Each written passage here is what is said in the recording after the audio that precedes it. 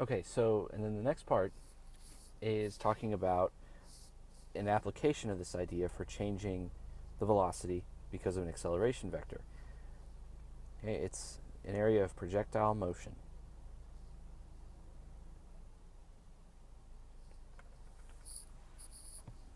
All right, projectile motion is not too bad. It's all about organizing, just like we did in kinematics. Okay, so let's talk about a few of the concepts. So we already mentioned about the changing of velocity.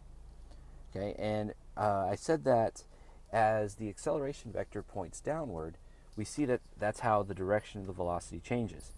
Then I mentioned something about if the vectors were parallel, that it would change the magnitude, and if they weren't parallel, they only change the direction. So let's talk about that first. So here we have a ball, and it's sent up on a path.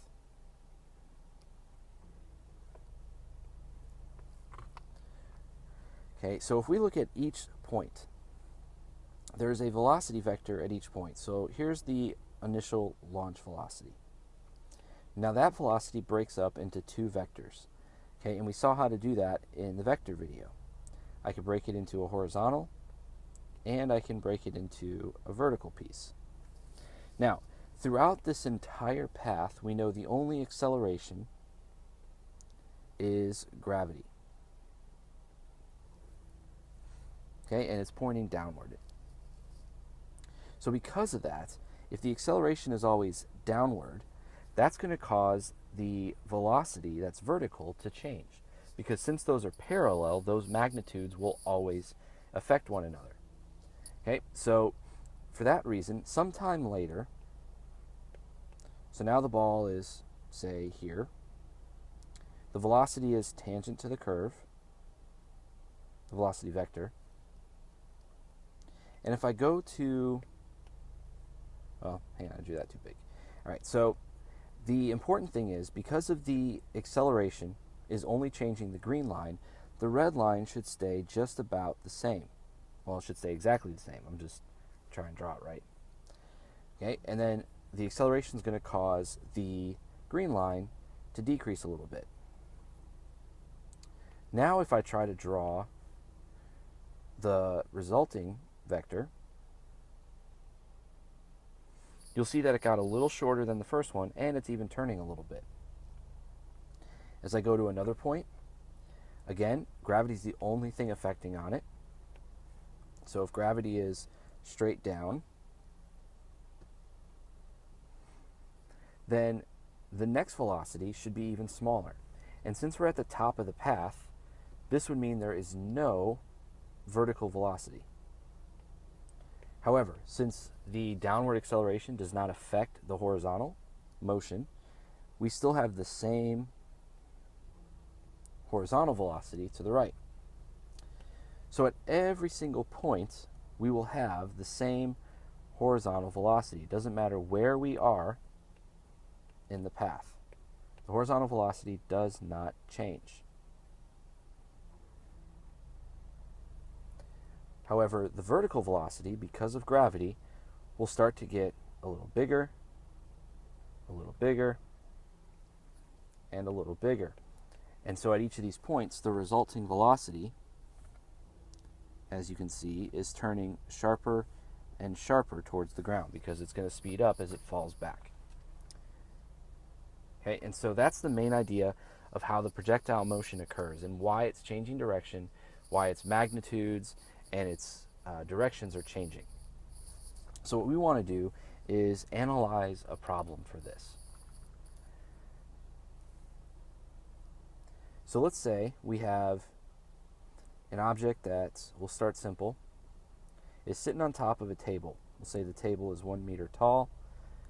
The object is rolling straight off the table at a velocity of, we'll say, 3 meters a second. Okay, what we want to know is we want to be able to predict where on the floor this is going to land. For a projectile, this is typically called the range. So our goal is to find out what is the range of this projectile. So to get started, the important thing to know is that projectile motion is just like it's kinematics. I mean, it's not like it is kinematics. Okay, throughout the entire motion of this object, you have two accelerations. You have a constant vertical acceleration, okay, and then horizontally, nothing is pushing the ball, so you have no acceleration. So horizontally, it's always moving at a constant speed, but vertically, gravity is going to increase or decrease that speed. In this case, increase it. So to solve the problem, we're going to do kinematics the way we've always done. We're going to start by listing all of our variables. So we have the initial position, the final position, initial velocity, final velocity, acceleration, and time. Now, one of the things that's going to be different is we've got two dimensions to work with. So rather than using x's to denote my position, okay, I'm just going to write these as a generic s to say position. Okay, so just a new variable just to label it when we make this list. And the reason why is because now what I want to do is I want to split this list into two columns, horizontal motion and vertical motion. Okay, so as we go through it, we're going to list everything we know about velocities, positions, accelerations, and time for each for each direction. So in this case, horizontally, the initial position of this object is 0, right? It's starting right here on the horizontal axis, which we can call 0, and then the final is the range. Okay, and this is what we're looking for. All right, the initial velocity in the x direction was 3 meters per second. Okay, and since there is no acceleration in the x direction, this velocity is going to stay the same. Okay, for the y direction, it starts at a height, so it starts at 1 meter. It ends on the ground. Now, the initial velocity, since we're launching this horizontally, there was no initial vertical velocity for this projectile. The final speed, we don't know how fast it's going to be going as it impacts the ground. But we do know that the acceleration is due to gravity, so we know that that's 9.8 meters per second squared, and it's downward because it's negative. Now you'll notice when I made this table that the time spot, there's no line dividing it between x and y, and that's because in projectile motion it's important to know that the time to move horizontally is going to be the same time to move vertically. Okay, the time is linked between the two. However much time it has to fall, that's how much time it has to move outward to the range. Okay, so we don't know anything about time. Now, since the goal of this was to find the range, okay, that means we're looking for r.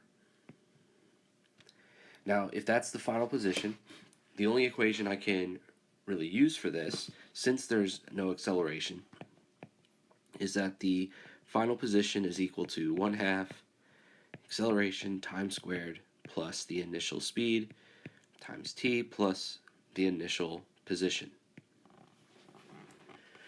And since there's no acceleration, we know that the 1/2 at squared term is going to disappear.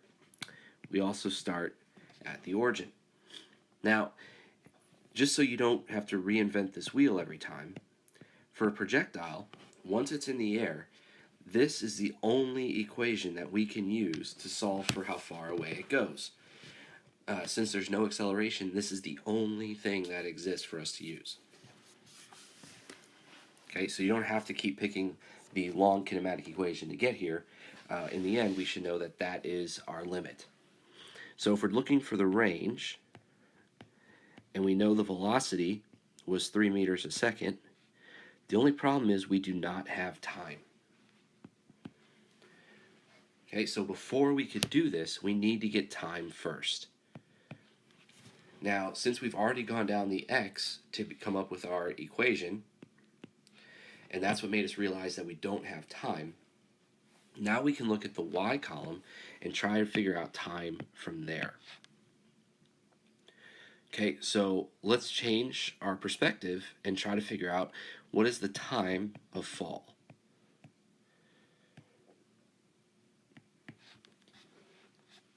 Okay, so if we look at our list, the only thing we don't have is the final speed. So if we go to our kinematics, the only equation that doesn't have final speed is the 1/2. Oops, sorry, I didn't want the right eye.